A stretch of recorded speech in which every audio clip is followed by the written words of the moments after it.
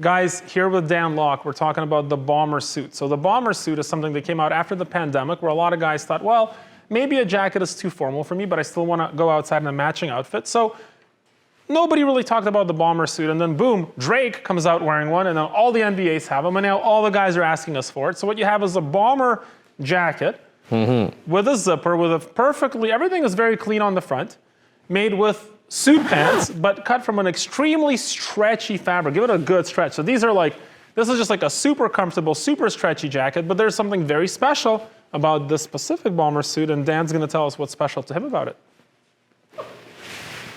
James Bond. Well, I've heard of him. Check this out. Right from here. That's actually a glove. You put your gloves in there. Beautiful. Yeah. Beautiful. Winter time. Very cool. You can also slip like a large phone in there, or a gun holster. But James Bond needs a gun holster, so that's the real reason. Is you have the James Bond gun holster. Don't tell your friends. Don't go to the airport with it. Very, very cool. Considering having a bomber suit is something that you definitely should have if you're a younger guy. So guys, if you're older, like you're 50 or 60, you're like, okay, I'm not gonna wear a bomber suit. That's obviously for young dudes. Yes, it's obviously for young dudes, but you can wear it with a business casual shoe like a monk strap or a business casual sneaker. You will look pretty cool. Again, if you're 28 years old and it's your first big promotion, don't come to work wearing this. You will lose your promotion very quickly. This is something that's a little bit more stylish and a little bit more new money. A lot of my crypto guys are actually buying this right now. This is a big thing for them. Yeah, that's the new money, right? Yeah. And I guess top performers can sneak it in at my office once in a while. I won't castigate them for dressing up cool. They've earned it. They sell a lot. Especially if that month they had a record month, then it's like, I'll let you, get away with this. Record month is like music to my ears. There's nothing more that I love than record months from my salespeople. That made me feel good. Anybody want to have a record month this month? Dan, here's a question for you. Advice to salespeople. You want to have a record month this month. What do you got to do better? Focus on the prospects that are most likely to buy. 80-20, right? Right. So you could do the same amount of phone call, but if you focus on prospects that are most likely to buy, they got to have the willingness and the ability and the budget in order to buy. So I would say focus on that. And I'm going to add one more thing. Yes. He's 100% correct, but this is something that I was frustrated one time in sales, talking to the top salesperson in our company, and I said to her, they're able to buy and they're willing, they have a need, why aren't they buying? And she goes, can they make a decision? Yeah. They have to be able to make a decision, not very slowly. Yeah. That's actually something that changed my world in sales. I'm like, oh, maybe they just can't make a decision in a time frame that is required. Yes. Generally speaking, people, if you're talking to somebody high enough in an organization, if you're B2B, top people can make very fast decisions. And if they can't, then you're not dealing with the right person. And if you're B2C, you just want to weed out the very slow decision makers. They're going to cost you more time than they're going to make you money. Yes. Fair enough? Yes. Dan, another question in sales for you. What are some characteristics in terms of personality that you notice from people that tend to do well in sales? Most people, they misunderstand to do well in sales, you have to be an extrovert. That's not true, though. That's not true. I'm actually an ambivert, meaning I'm introvert in nature, that I could be an extrovert if I want to in certain environment. When it pays, right? No, not when it pays, when I'm comfortable with that person or when it's important enough.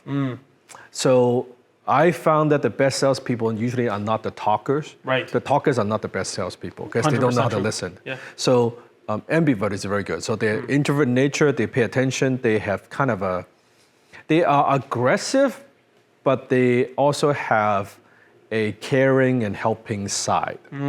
Okay, so it's like they want to make money, but at the same time, they know they won't get the money unless they help the client. So it's a win-win relationship. Yeah, but it cannot be long-term. But it cannot be just I just want to get the money. Those guys don't make a lot of money. Well, they also don't last. No, they don't because last. They lose trust very quickly, and then people in the organization because lose clients. also they lose the momentum and they won't enjoy what they do because they won't get a satisfaction from it. But when they come from a place of serving, then hey, I'm selling, but I'm also serving. So then they come from their place of helping clients. Those people will last a lot longer. So that's what I look for. I want them hungry. I want them to be driven. I want them to have a good story. I want them to have overcome adversity. Right. I want them to be coachable. I want them to know how to listen. I want them to have high EQ. Yes. High EQ is extremely critical. And you can't always teach that. That's the thing, right? They have it or they don't. Yeah, that's true. You're not going to teach that. Yeah. So if they have that, then we could work with that. It's hard to be nervous when your mind's on service. Yeah. That's the line that we used to learn. Because then you take it personally. When you're not coming from a place of service, take it personally. When someone don't buy a suit, they're like, oh, is there something wrong with our suit? Is there something wrong with me? Is there something wrong with whatever? No, the guy just doesn't want a suit. Right. Maybe he just bought a suit. Or maybe he has the exact same suit. Right. Who knows? But then we take it personally. I love this. So maybe he just bought a suit. He just bought a suit. So here's how I'm going to close. This is going to be a lot of fun. I'm going to run a couple of sales approaches on Dan Lok. Yeah. And Dan Lok will give me some objections. Yeah. And I'm going to handle those objections live. And I'm going to see his reaction to this. And so when I approach you, the objection I want to hear are things like... Let's say I just bought a suit. Okay, so let's start from the beginning. Yeah. Dan Lok speaking. Dimitri Tuksher. Who's this? I am Dimitri, and Dan, we've never met, so don't rack your brain putting a face to the name. Okay, so how can I help? The reason I called Dan is I work by your office. And what I do is I come right into your building and I make your more expensive suits, shirts, and things like that. I'm the tailor. Okay, I have a tailor. I have suits. Dan, do the suits that your tailor makes for you make you feel powerful, like Muammar Gaddafi? I feel pretty powerful in them, yes. Dan, Muammar Gaddafi was not a good guy. Can you open your calendar? Why would I want to open up my calendar? Because I'm going to make you a hero. Can you open your calendar? I don't have time for this. Dan, let me back up. I guess you hadn't heard about me yet. What I do is I make it really easy for you to get all your shopping done and keep you away from going to the store with your wife, which is not a lot of fun for either of us, by making your best suits right in your office. And I do it by coming to you on your schedule. And my question to you is, next time you're open, can I take 5 or 6 minutes to introduce myself? Well, I don't know. How much are your suits? Dan, I'm expensive. My suits start at $2,000 and go up from there. Can you easily afford me, or am I too expensive for you? No, I spend way more money. Can you open your calendar? Good. So this is an over-the-top close, right? Yes. So especially when you're dealing with a wealthy prospect, you say, when they say, how much is it? You don't go, oh, I'm very reasonable, I'm very good. You don't do that. I go right out, Dan, I'm expensive. I started $2,000, go up from there. Can you afford me, or am I too expensive? Yeah. And right away he's like, oh, I can afford it. Can you open your calendar? So that's an over-the-top close. There's a lot of psychology happening there. Dan knows exactly what I'm doing. Yes. When I approach him, he's taking his damn time to answer what I say. And I'm taking my damn time to reply back. It's like a chess game. That's how it should be. And he hits me with a pause. What do? I hit you back with a pause. Yeah. And a couple of little things. He goes, who is this? You never say my name is. That's a bad frame. That's a student-teacher frame. My name is Dimitri. Say, I am Dimitri. Yeah. And so instead of saying my name is, you say, who is this?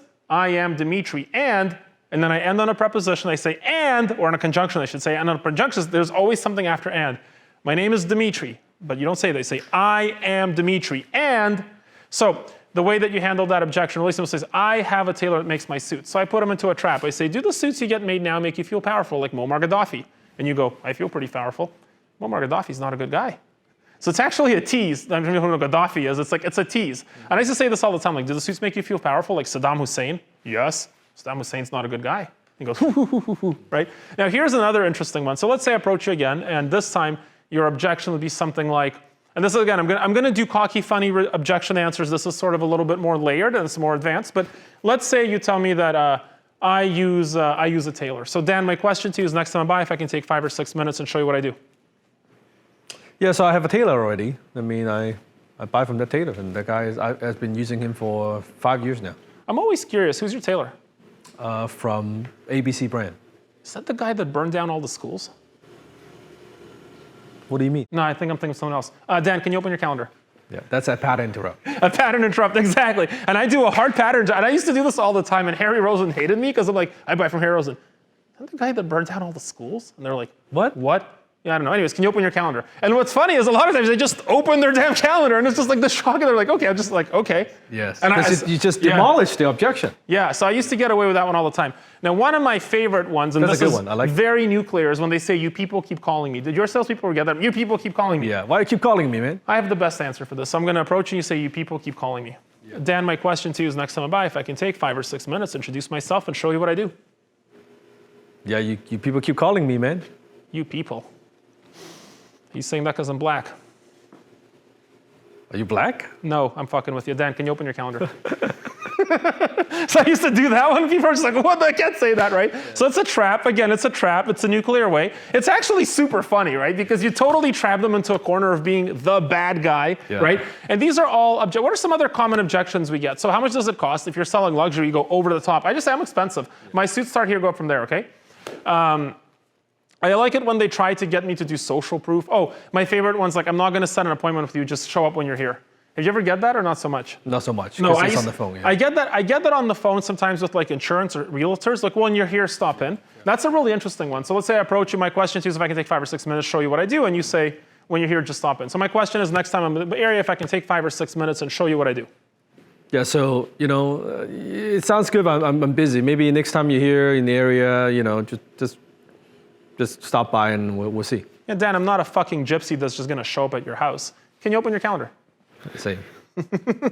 So I like that one. I'm not a fucking gypsy that's going to show up at your house. So that's actually a very powerful. That's actually a combination of a pattern interrupt and then with a question. Yeah. Yeah. So this guy it's actually interesting to me because you understand the psychology behind it, which is very fascinating. It's a pleasure for me, guys. Let me just say this. It's a pleasure for me to talk sales with this guy because very few salespeople get it. Like you go, okay, you're like chink, chink, chink, chink, chink. You know what? That makes sense. And I understand the psychology and I understand how that could work. Now, one thing about sales is, number one, nothing works 100% of the time. Mm-hmm. Number two, everything works 1% of the time. Mm-hmm. So, you optimize your strategy, but it's not going to work 100% of the time. And anything stupid you do will work 1% of the time, so you want to optimize and get better. What are some of your best ones? For example, let's say you call somebody like, oh, can you call me later? I'm busy. Well, it's also, I think, from the pre-framing, right? Example, if something say, I'm not interested. I would always, whenever there's an objection, I would agree. Okay. I say, of course you wouldn't be interested. Right. I haven't explained what we do yet. Right. Yeah. Right? Then I would go into what we do is A, B, C, and D. So he actually does the same thing. Yeah. Because you repeat what you do because say, I'm not interested. What I say, that's an excuse. Yeah, of course if they say I'm not interested, you repeat the product you're selling. I like, hey, of course you wouldn't be interested. You didn't hear what the hell I said. Yeah. Let me back up. Yeah, back up. I like that. I like the agreement first. That makes perfect sense. Yeah. I wouldn't expect you to be interested. Right. Let me explain. I love that. Okay. And then they would say, well, I'm still not interested, I'm busy. And then I might do something where, are you saying that if I could show you how to do A, B, C, and D, whatever problem that they have, right? Yeah. Right? You wouldn't have 2 minutes? And I say, I don't know. That's a very Jordan Belfort way. If you're telling me if I could do this and that, you wouldn't be interested. Yeah.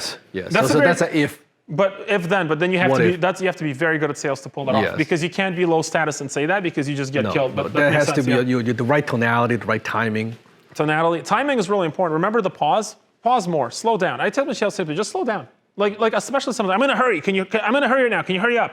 And when a lot of salespeople are like, okay, let me get really fast. When they tell me I'm in a hurry up, I just slow the fuck down. Slow down. I take it way slow. Or if I call them and they're like, just put you on hold for a minute. When they go, hey, I'm back. Hey, can you wait a minute? I'm going to put you on hold for a second. Then I put them back on hold. Yeah. So you just have to have the chess match. You have to have that status thing going on, right? Yeah, and the difference is if you are good at sales, you would think, it's like a chess master. A difference between a chess master and a beginner is a beginner thinks two moves ahead. Yeah. A chess master thinks 13, 14 moves ahead. Sure. So basically a good closer, a master closer, I'm going to say this and you're going to say this and I'm going to say this and then you're going to say this. So let's try this one. I kind of already know where you're going, right? Let's try this one. So let's say I tell you, can you send me some information?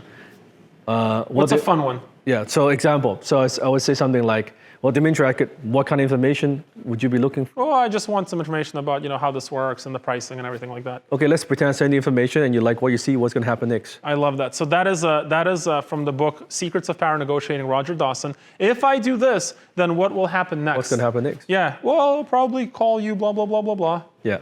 and then you have to call it out. Yeah, then Dimitri, then even if I send you information, you like it, and whatever it is, right? We're not going to do business, are we? Right, exactly. Yeah. Nothing will happen. We both know that. So before I get off the phone, tell me exactly what your problem is. Right. Gonna go back to the problem. That's a very beautiful, and then you just go right back into your pitch. So that's a really nice one. So I'm riffing here. That's very good. Yeah. Now, I have a couple of information that I like to say. Send me some information. Yeah, so send me some information. Well, Dan, I have extremely good news for you. I think you're going to be really excited about this. My company has just invested in the most expensive and interactive information package that you've ever seen. It's 6'4", 230 pounds, big Jew, shows up at your office, face to face, tells you exactly what he's selling in suits and shirts, measures you on the spot, takes your money, and delivers you 8 weeks later to make you look your damn best. Can you open your calendar? That's very good. I love that. So they laugh. I love the humor. I have this like incredible package. They're like, what the fuck is this? It's me. And it just show up in your office, right? I like that. So that's a really good one. That's a good one. What's another one? For send me information?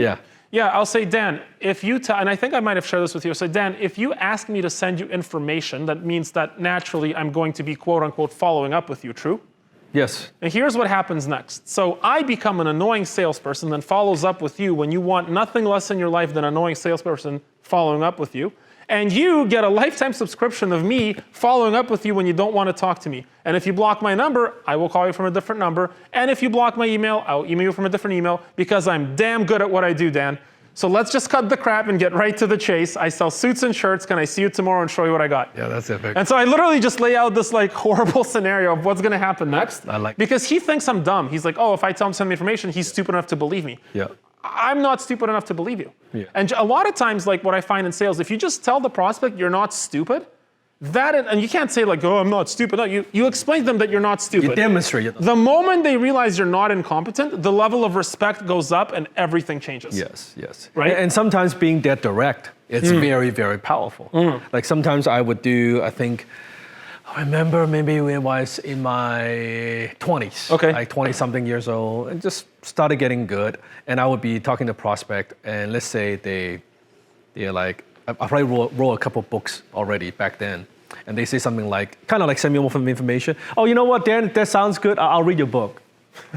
Like, I'll read your book, I'll get back to you. Yeah. Right? Then I would say, actually, you give it that, you give me that. You know, Dan, I'm just going to read your book and I'll get back to you. Then I'll say, you know what, Dimitri, what could you possibly get from the book that you cannot get from me in person? Tell me what would it take for you and I to do business today? I just laid it out like that. Yeah, that's a very direct sort of open it up. I'll give you a couple of good ones. Actually, I never thought about it. I'm going to think that one through because there's a few things layered in there. Yeah. Because I'm like, how would I answer? I'm like, well, I know you're right, so what happens next? That's like, I would say, I know you're right, so what's next? Yeah. So and then you just pitch me again, right? Yeah, what would it take for you and I to do business today? I see it. I'll say, well, I don't really understand the benefit this brings to me, and then you have an opportunity. So everything just leads you back to repitching the product. Exactly. Which is literally just another opportunity to close. That's exactly That's pretty smart. So they're just creating a loop. I like that very much. I'm going to steal that from you. Go for it. One of the nuclear tactics I like is, can I think about it and call you back? Oh, yeah. So give me that one. Oh, it's easy. Oh, so can I think about it and call you back? Dan, can I ask you a serious question? Do you go to night school? No. You're not going to be any smarter tomorrow than you are today. So what you thinking about? Oh, that's a good one. That's a good one. So they're just you like to go with kind of like cocky comedy. Yeah, so that's, listen, again, I've tried to teach that to salespeople. It's a little bit harder. And that's much harder because you have to be on a sort of high status level to do that. You have to have the confidence. Yeah. So look, send me, can you send me, can I think about it for a day and call you tomorrow? I mean, yes, you can handle it less abrasively and say, Dan, I totally understand that you want to make a right decision because I want to make a right decision when I buy things. Can I ask you specifically which metric it is that you have to think about that's causing you this doubt that's preventing you from getting all the benefits you're seeing in front of you right now? That's a good one. I get that, and that's a more classical approach. Yeah. Okay, let me give it to you. So Dan, can I think about it and call you back? You know what, Dimitri? Usually when I hear someone tells me that I want to think about it, what they mean is no. Right. This is the case here. It's a no. That's funny. I love this. That's like actually a really smart one, yeah? It's a no, isn't it? Yeah. Before I get off the phone. Yeah. And then they just tell you the real reason. It's the money, isn't it? It's the money. Tell me how we could work this out. Let's pretend, not make any promises. Let's pretend I could finance this for you. That wouldn't make a difference with it. Makes sense. So that's actually, guys, a much better answer for somebody that's more intermediate in sales. And I think this is applicable to 95% of salespeople, and probably much better than when I say, you don't go to night school, do you? No, well, you won't be any smarter. Because that's, again, it's a little, yes. I think also part of it is just the prospect you're selling to. Like in my case, I'm selling to C-level executives and partners at law firms. Like an average client of ours maybe makes $1 million a year. So that's just the reality of what we sell. And so those people tend to prefer truth over comfort. Yeah. But I think you do have to calibrate that to depends like comfort, on who you're selling to, right? Or you're selling to man or woman, I mean, the wife and stuff like that makes a difference. Yeah. But that's fun. That was a lot of fun. My favorite too is like, well, it's like, with selling to, they go, how do I know how it's going to look? I'm like, you'll look happy. And I say that, and that actually works. It's like, well, how do I know how this insurance policy will work for me? It's like, you'll be happy. Yeah. And that's actually, I was like, you'll be happy. And I just look like, you'll be happy. And they're like, okay. and I have a line where, let's say if I'm selling some kind of program or some kind of coaching or some kind of mentorship, like with a lot of things, right? Yeah. And salespeople, sometimes my team makes a mistake. They explain a lot. You get this, and you get how many sessions. And it's slices and dices, and for 3 easy payments a month. I said, no. When they say, hey, what do I get? I said, slow down. You get the unlock. And then you just that. Because then you're not going to the features and benefits. That is such a great thing. And boom, right? I heard this from an investment banker recently. He was a managing director at UBS, and he taught me something. He said that your number one business advantage in any market, in any product, in any vertical is you. Yeah. So when a client says, why should I buy from you? I say, because you get me. Yeah, you get me. You go, why is that good? Well, I'm here, aren't I? And nobody else is. Yeah. That's not nothing. Yeah. That's a big deal. And like I said, when I called on that prospect who was an old lawyer and he said, oh, you're so young. I said, would you rather buy from an old lazy tailor or a young hustler? Yeah, that's a good line. I like that. And I go, look, man, I am young, just like you were when you were in my seat. Yeah. And that's when, and I looked very young when I started in sales, and people are like, oh, you're very, blah, blah, blah, blah, blah. And I'm like, yeah, I'm just like you were when you were in my seat. And I used to use that one quite a bit, actually, because I did look very young. And I remember some lady asked me for a discount, and she was the wife of a very big CEO. And I was door-to-door selling, paying for school. And she's like, oh, can I get a discount? I'm like, I could give you $50, but remember when you were me? Probably makes less of a difference on your end. And that's something you use when you're young and when you're up and coming. You don't use that later. You don't want any pity. You don't use that when you're 50 years old. When you're older, it's just pathetic, and you never want to be pathetic, right? But when somebody asks you for a discount, let me tell you what I say, and then you can maybe have to go, oh, can you give me a discount on this product? I say, let me ask you a question, Dan. If I were to engage you for your product today, what's my discount? Oh, that's a good one. That's like, if I were to engage you for your product today, what's my discount right off the top? And they're like, well, okay. That's a good one. Yeah. What would you say? Give me a discount and one for this price. Sure. What kind of discount you want? 20%. Okay. Do you want me to do just 80% of the work? That's such a good answer. Do you want me to I want a 20% off on my suit. I'll make you 80% of a suit. I'll give you 80% of suit. That is so good, yeah. Yeah. Would you be happy with just, let's say I want a 50% off, would you? Sure. Yeah. Would you be happy with half the results? That's such a great answer. I really like that. Thanks, man, for sharing some really good sales tips with me. I really enjoyed that, and I learned something new. That was fun, man. It was fun. This is just something, like when I get together, it's like, I see sometimes two old athletes get together. We're like, hitting the tennis. Yeah, but man, for me, it's so much joy to talk to somebody that's so good and so passionate about what they do. And I really, love it. This is not a camera thing. I really mean that. I appreciate it. I like to spend time with people that can teach me stuff, and I like sharing stuff, obviously, because I'm passionate about it. I learned a few good lines. That was awesome. I like that. Hey, I love it. I want 20% off. Are you happy if I deliver 80% of the work? Yeah. So which part you want? You want the arm, or you want the pockets? Which one you don't want? That is just so brilliantly smart, and I really, really like that. Cool, man. Well, guys, let me say it one more time. I'm Dimitri from LGIVG Fashion House. We are a direct selling company that sells some of the best custom clothing in the world. This is Dan Locke, one of the best sales trainers in the world. You guys know who he is. I think it's fair to say that both of us are always looking for amazing salespeople. Yes. And if you're an amazing salesperson, maybe you want to be in the sphere of selling, training, and promoting the sales lifestyle. And if that's for you, then Dan Locke's the organization for you. And if you want to sell high-end luxury clothing to executives and CEOs and athletes, that's what we do over here. There are no limits to your career in sales. You can make an unlimited income. You can have unlimited influence over your future and your outcomes. Yes. And you have the opportunity, my salespeople say inflation's coming. I say, great. Nobody is more incubated from inflation than salespeople, because we always can charge more and sell more. Yeah. If you want control over your life, or if you just want to move up from that lower middle class into upper middle class and higher, sales is the way to go. And I encourage you guys to apply.